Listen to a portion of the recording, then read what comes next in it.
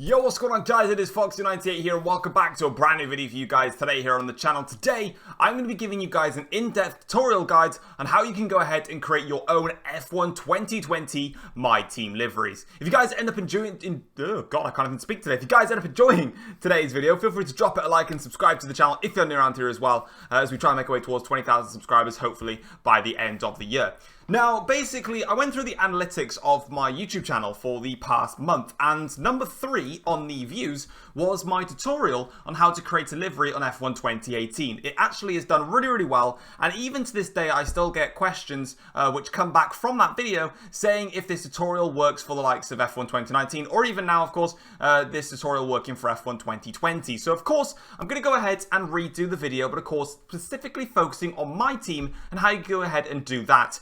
If you specifically want some other guides on any other mods, maybe, you know, if you wanted to just see how to do a livery again, but on a Formula 1 car this time, not on the My Team car, maybe a helmet, I don't know, performance, you know, something like that, let me know. Maybe I could do another one.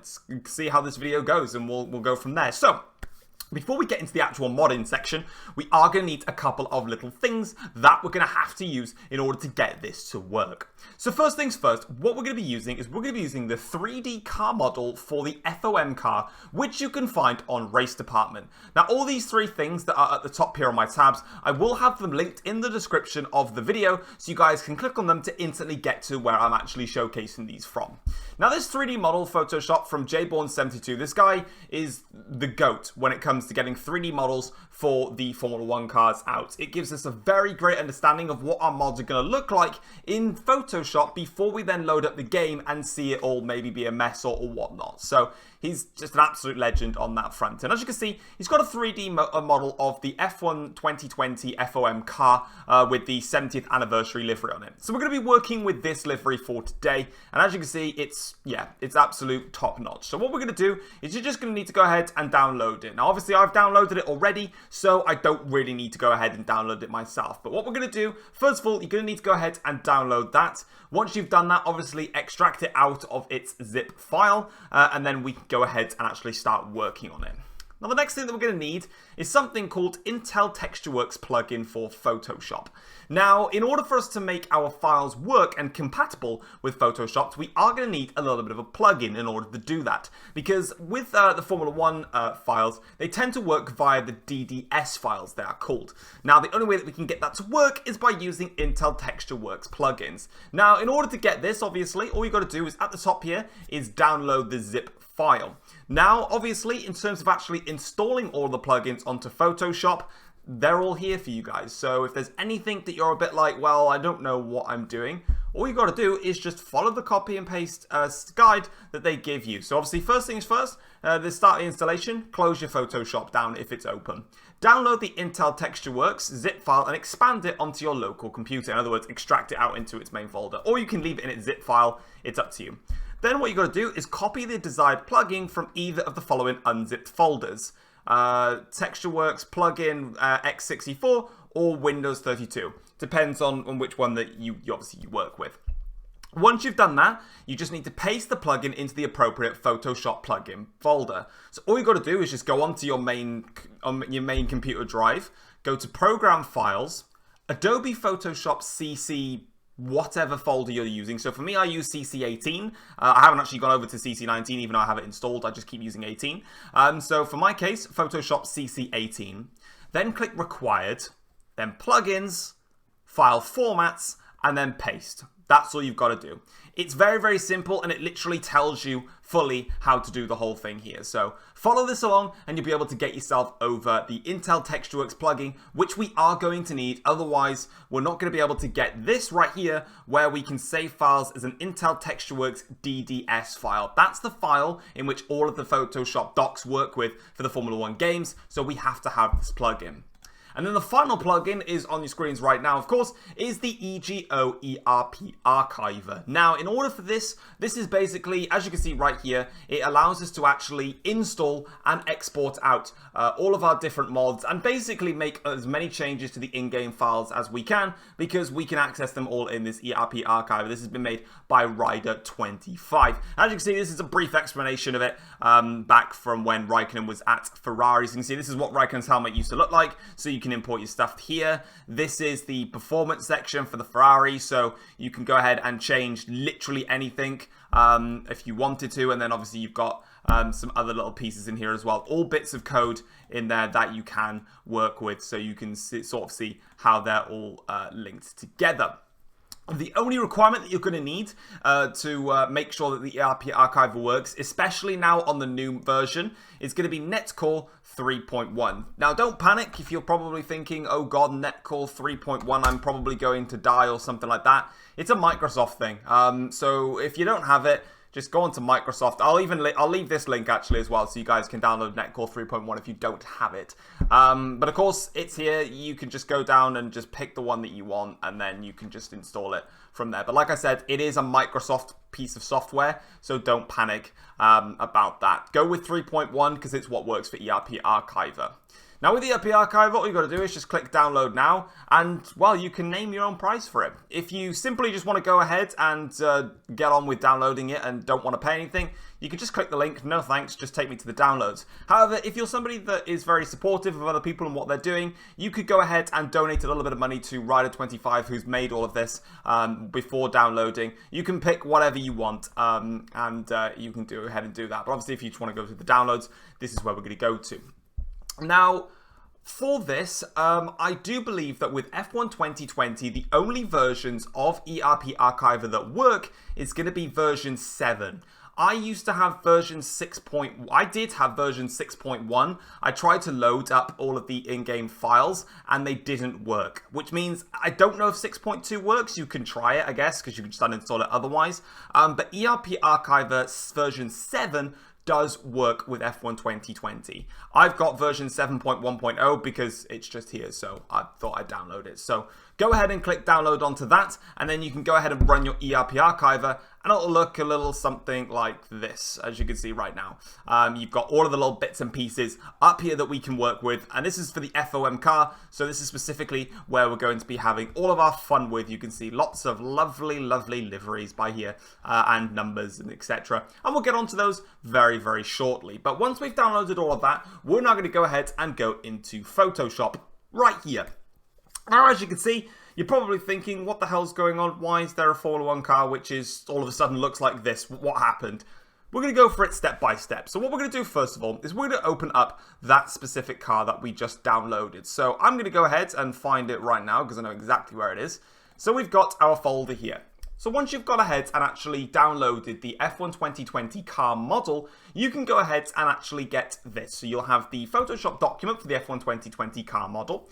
You've got a little picture here which shows you how to go ahead and view the number, because at the moment the number is actually invisible. And then it's also an EGO ERP setup via a PNG file. But don't panic, I'm actually going to go ahead and show you how to do that as well in this video. So these two things are necessary, but obviously I'm going to show them anyway, so we'll be alright. So we're going to go ahead and open it, and then we'll come back to this livery here that we've made, because of course it's the one that we're going to be working on and doing the most fun with. So, as you can see then, we have got the livery which is in question. It is the 70th anniversary livery via the FOM car. Now this is the one that we're going to be working with, and this is what it pretty much looks like as a baseline. Now, over here, there is this button which is called, hopefully my webcam's not over it, but it is called 3D. Now, if you just click onto that button, you can see here that you've got scene, current view, camera, FOM number. So this is what they were talking about. So if you click on FOM number by here, there's a box here which is called invisible. If you untick that, you'll be able to actually view your number. So as you can see, now the number is actually showcasing on the livery. So it means that when you're actually going ahead and creating your own sponsors, you're not actually overlapping that with a specific number that's on there.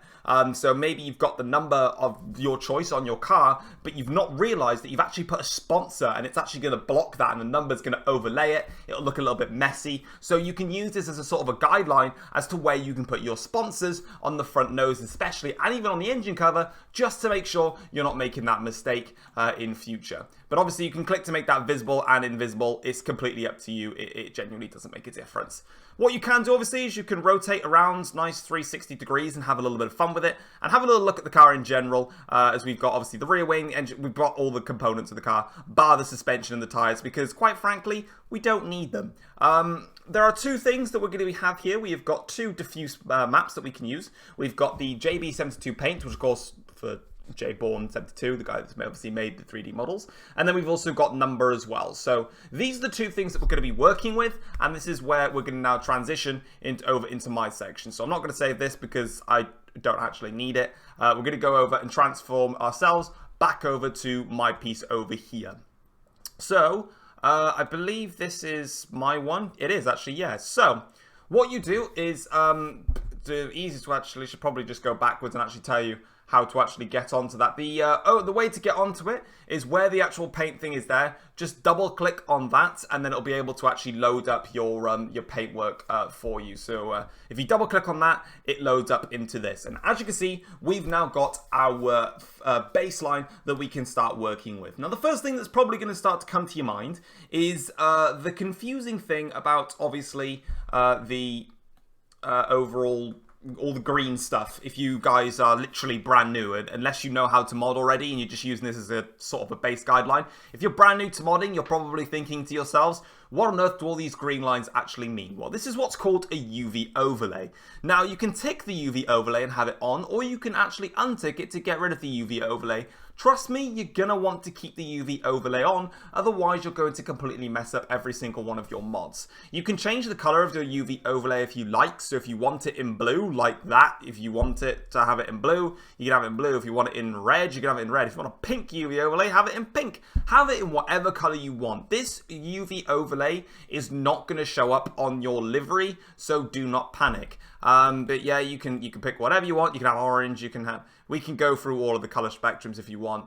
For me, I tend to use green just because it just is the clearest and it tends to work as well. You're not really going to have this green color really blend badly in with any other liveries that you're making, unless you are going to make a color which is literally this green.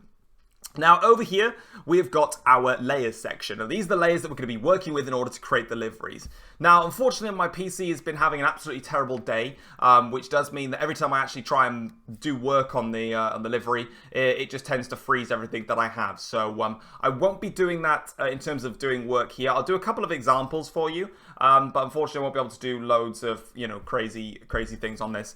This layer here, wireframe, this one, as you can see, is hidden. If you turn this on, it basically means that this entire green wireframe is then going to show on your car. Keep it turned off. You're still going to be able to see the UV overlay because you've got the box ticked by here.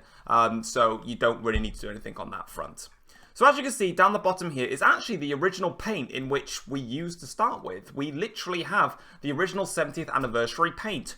All we've done is I've gone ahead and created a bunch of layers that overlay that paint one. Anything that is above a specific layer is going to show up first. So everything is all above the paint, which the original paint, which does mean that it's never going to show. It just simply will not be there. So we can obviously do some work with that. Now, let's do a little bit of work then, shall we? And just test a few things out, just to show you guys what a couple of things do. So, if we go back over to our wireframe piece here, we've got now a baseline of what our car looks like. As you can see at the top here as well, every time that you click off of your paint, it automatically updates onto your 3D model. Now this is because obviously we're double clicking onto this and we're editing the paint specifically in the diffuse map of this overall 3D model layer. That means that every single time that we decide to change this color to blue, we change my flag to...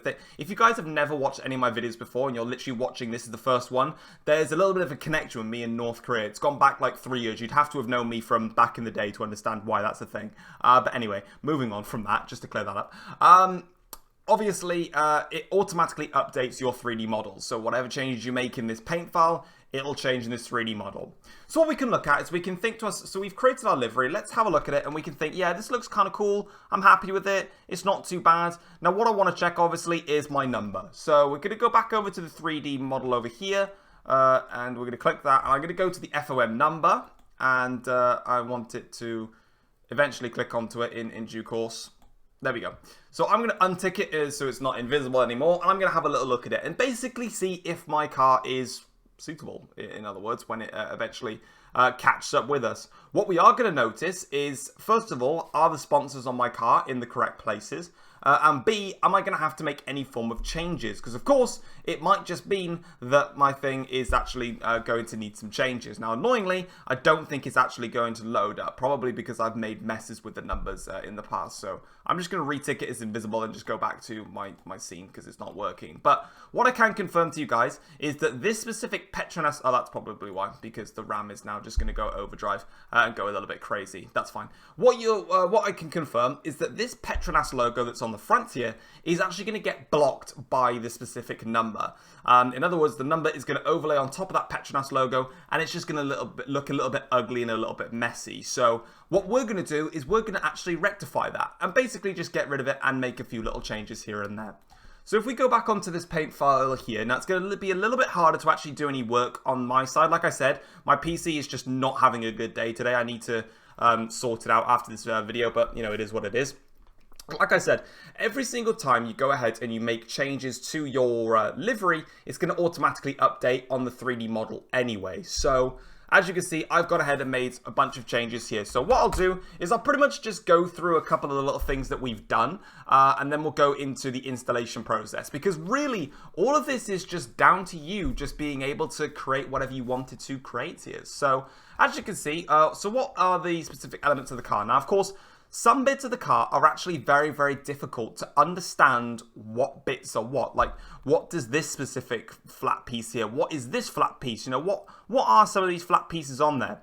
The beauty about actually doing some form of modding is that, well, there's one easy way to find out where those pieces are. Simply just color them in like I did here, and then go and find it. So what I did is I colored in this little section here because I thought this was the front wing end plates. If I go back to my 3D model, you can see that the front wing end plates are coloured in. It's probably going to tell me that my RAM is going into overdrive mode again, but who really cares, because I've already saved it, so it's not as if it's going to crash.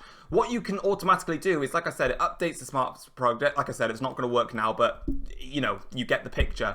What it will do is it will automatically update, and then, boom, these two sections here, or these wing end plates here, they automatically change. So, really, you're kind of in a world of good. You're not really in a world of bad. You're actually in a very, very solid place. So what we'll do quickly is I'll reopen up the My Team thing in another file, and then I'll close down the other two, and hopefully we can try and just showcase an example of the thing update. You know what? Let's just do that, and then we'll do that, and then we'll click no, and then we'll get that to update, just so we can basically showcase what it looks like when we're actually going ahead and making an update, just so you can sort of see that change. So let's go and reopen it now, which I've just saved on my desktop for the time being, just so it's sort of out of the way. But like I said, I've saved all of this, so I can, you know, keep quitting out of this as many times as possible. Like I said, don't have an amazing PC that wants to work with me and cooperate. So, like I said,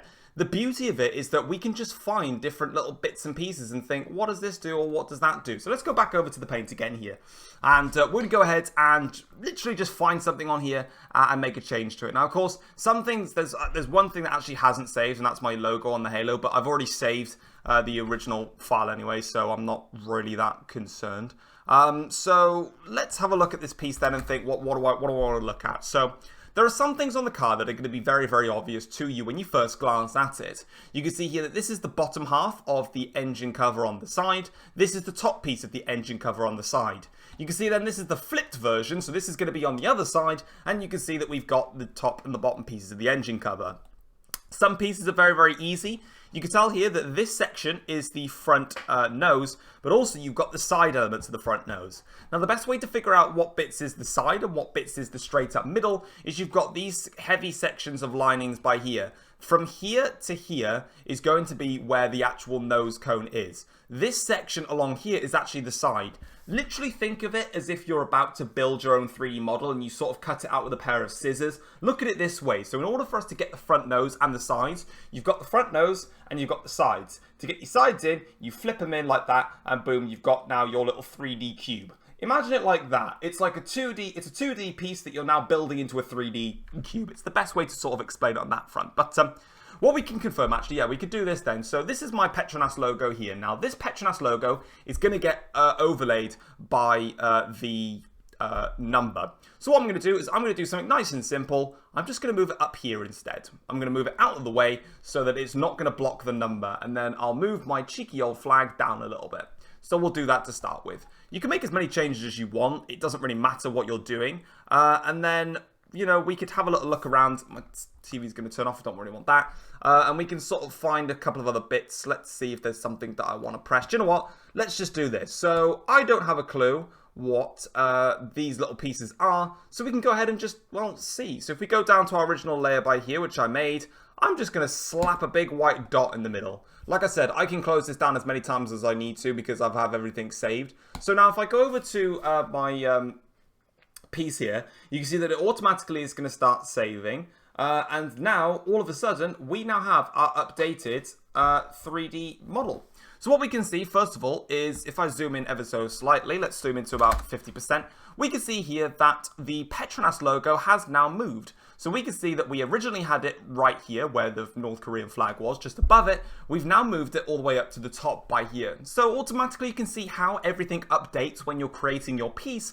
It's really great and understanding for you guys to just basically just go out and just try different bits because it's always going to update for you.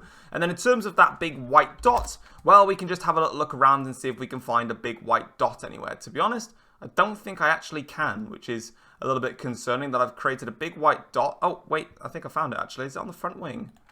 Is it there? Come here.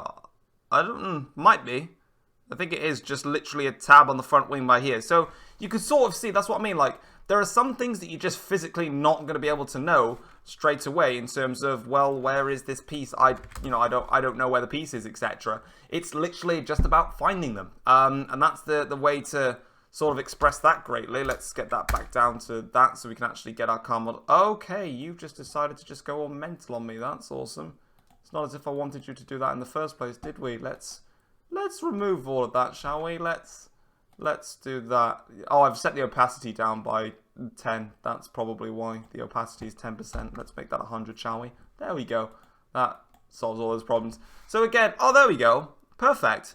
There it is. So the big white blob that we did is on the inner front wing end plate. So now we know that, oh yeah, it's the inner and outer front wing end plate. So now automatically, we now know where the front wing end plate is if we want to do some work with it. So if we go back over to this tab over here, again, like I said, things are running nice and slowly on my end, so you have to just bear with it.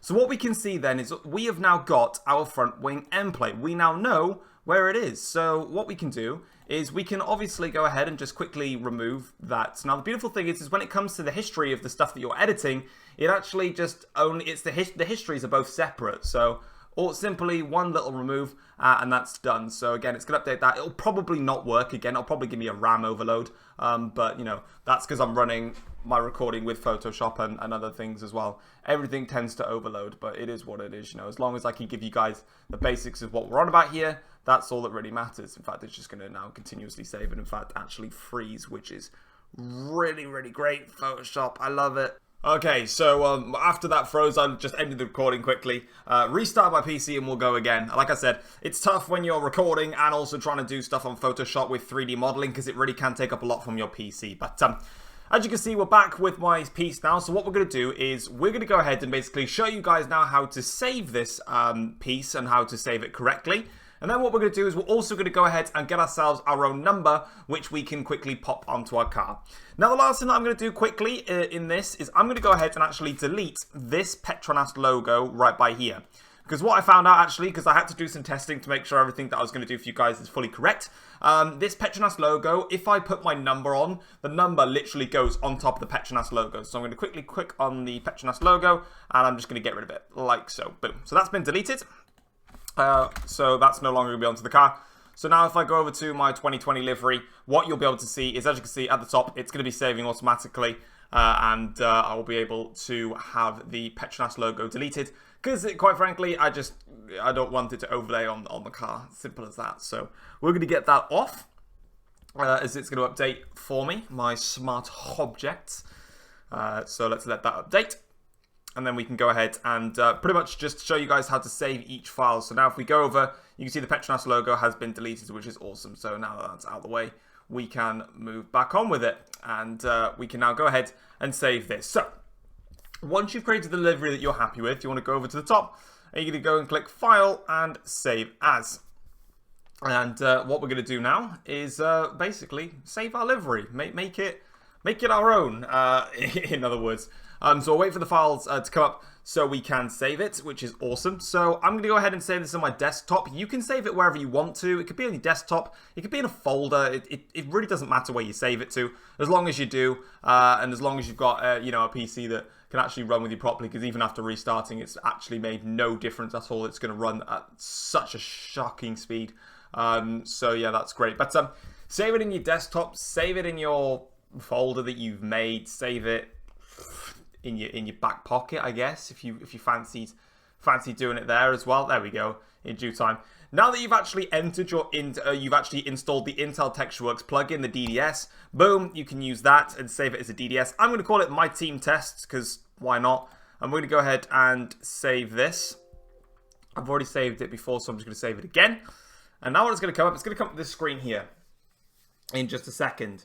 So bear with it, it'll get to it. Here we go. So what you've got here is an Intel TextureWorks 1.0.4. You want to be saving your livery as a color. That's all you want to do. Texture type you want is color. The compression you want is sRGB DX10 Plus and 4BP BC1. There's a load of other ones there. Just pick this one here, and then Maps auto generate. That's all you've got to do, and then just click OK. And that is now saved as your own livery. So we're going to go ahead and allow that to be saved. There you go. It now says myteamtest.dds. So now you've got your own official DDS folder, which is, or file, should I say, which is great. So we can close that down now. We don't need it anymore. And then same with this. I'm just going to quickly save it, and then we're going to move on from here now. So let's get rid of this, and boom, that's gone as well. Now, the last thing that I'm going to do today is I'm going to go ahead and show you guys how you can create your own number within this. Obviously, you probably want to have your own custom number, because the one that the game provides you is absolutely useless. So here's my number here. So what I'm going to do is I'm going to open up the blank number and basically show you guys how I did it. So let's open up this. You want to load the transparency as an alpha channel, and I'll show you how you can get these FOM numbers. So if you go to the Erp Archiver, we're going to open it up right now, and you can get this from any of the files, because there's actually 5 different files that you can get these from. So you can pick any one that you fancy. Once it actually opens up, very, very shortly, we can go ahead and use it to our disposal. And basically what we're going to do is we're going to extract the file out. That's literally what we're going to do. Once we've extracted it out, we can then go ahead and use it. Finally, actually wants to open for me for once. Like I said, my PC is running really, really poorly today. Probably should upgrade it. There you go. Right, so what we're going to do is we're going to open up the FOM car. I'm just going to pick that one. Like I said, you can pick whatever one you want. You can use FOM car, you can use My Team Honda, My Team Renault, My Team Ferrari, or My Team Mercedes, like we've got here. For now, I am literally just going to pick, oops, that was a bit too far back. I'm going to pick teams and then the FOM car, and I'm just going to open up the WEP and the FOM car here. Boom, here we go. And eventually, what you're going to have is you've got all of these numbers here. So you've got FOM driver 45, 46, 47. You can see the numbers all here. So obviously, we've also got the number 98 as well, which I've already made. So we just extract out the 97 for now. So all you need to do is you just need to click Textures, Export, and then just pick anywhere that you want to save that to, whether it be on your desktop or whatever, and then just click Save, and you're obviously going to get your number, which we're going to be using right here. So what I did basically is, once you then open it up, you want to load the transparency as an alpha channel. So it means that on Photoshop, you're going to have a new channel called Alpha 1. What we're going to do is we're going to create a brand new layer. In fact, you don't even need to create a brand new layer. What I'm going to do is I'm going to do exactly what I did earlier, and I'm just going to put my own text in there. So I'm going to put in my own number, boom, 98, and I'm going to type it in. You can get whatever font that you want. You can get whatever drawing that you want. For this one, what we'll do is we'll just expand it up a little bit. So yeah, it stretches out a tad. There we go. So there's my number. Looks great. It actually looks a bit uglier, but you know, for the purpose of this, we're not too concerned about that. So now what we've got here is we've got our number. And if we duplicate the background just so we can actually edit it, boom, here we go. what we've got now is we can easily get rid of the number 97 in the background. But what happens now is that's not the finished piece. Anything that's in... Now, if we go to the alpha channel by here, anything that's in the alpha channel, e.g. this 97, which is still there, anything that is specifically in white is going to be showing up in the game. So even though I've put number 98 in, number 97 is still going to stay there. So what you need to do is you basically need to color this entire number 97 in black. Has to be in black, and it will disappear. Boom, gone. Luckily, Photoshop's running easy now because we're not using the 3D models. So now what we're going to do is we're going to go to the 98 which we picked. Now if you press Control on your keyboard, you can see that as soon as I hover over the icon, we get a little marker with a square on it. Click on that and it's now going to highlight your entire piece. Go over to the channels and back to Alpha 1 and simply just color it in white, like so. Boom. There we go. Now our piece is in white. Oh, there we go. Cool. My mouse is very unresponsive as well. I need to just break my PC in half, basically. So there we go. Now what it means that we are definitely going to have our number show up. And obviously, I created a different number. It doesn't really make any form of a difference with it. What I'll probably do, I might just move it over across slightly. Now, be careful. If I move the number across like I did, if we go back to the alpha channel, look how the thing is slightly different. So what I actually need to do is, even if you wanted to move your number slightly across, you're going to have to recolor it in on the alpha channel, because on the alpha channel, it sticks to where it was last colored in. So once again, I'm going to recolor it in the exact location that I had it in. So there we go, coloring it back in, and now it's officially going to stay there. But remember, if you start moving the number around again, you're going to have to rechange it. So what we're going to do now is we're going to save this number because I've got the number that I wanted, and I'm going to DDS save it as 98 because why wouldn't I? But there's a slight difference with when we're saving this number. This time we then have to use color and alpha, because not only are we going to be saving the texture type of the color, we also need to save the texture type of alpha. So we're going to click on that one and boom, there we go, job done.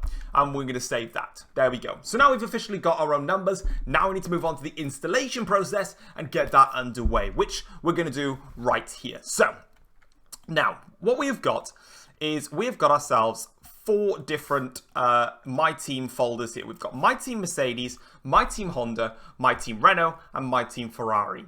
Now you can go ahead and install your My Team livery into every single one of them. It makes no difference. Now basically what it means is if you're going to have a Ferrari power unit, install it in My Team Ferrari. If you're going to be running the Honda engine, install it in My Team Honda. Same if you're going to run it with Mercedes, and same if you're going to run it with Renault. If you simply just want to cover all bases and install your livery and number into all 4 of the folders, by all means crack on, but it's only going to be for the ones that you're using. Now I've already made a save for my F1 2020 My Team on F1 2020 using a Ferrari power unit, so I'm going to go ahead and edit the My Team Ferrari file. But like I said, whichever engine that you're picking, you've got to save it in there, or you can just put it in all of them. Like I said, it makes no difference. So first of all, we're going to go ahead and install the number 98. Now, for some reason, it's not coming up with a preview for me, but I'll still install it anyway, and it still works. So I'm just going to carry on.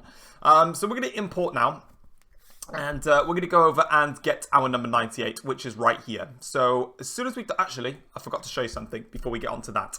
Before I get on to installing that, I nearly skipped something. If you go to settings at the top here, you can go and click on this tab called Game Directory.